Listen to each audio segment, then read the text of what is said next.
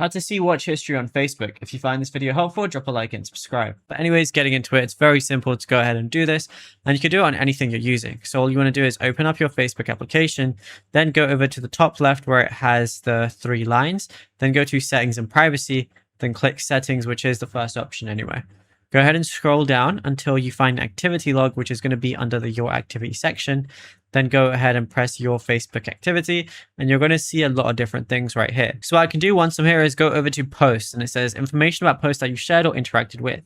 Go over to that, and it's going to show anything that I've watched or anything like that. And if I want to go ahead and view it, all I got to do is just go ahead and simply just click on it, and then it's going to allow me to view that video or reel as well. But yeah, you can go back as however many dates you want, and you're going to be able to see all of the videos and reels that you want. And yeah, it's literally as simple as that. There's nothing else to it. If you want to delete anything, press these 3 little dots and then press delete as well. So you can do that for however many you want as well. Then they'll be up in the recycling bin.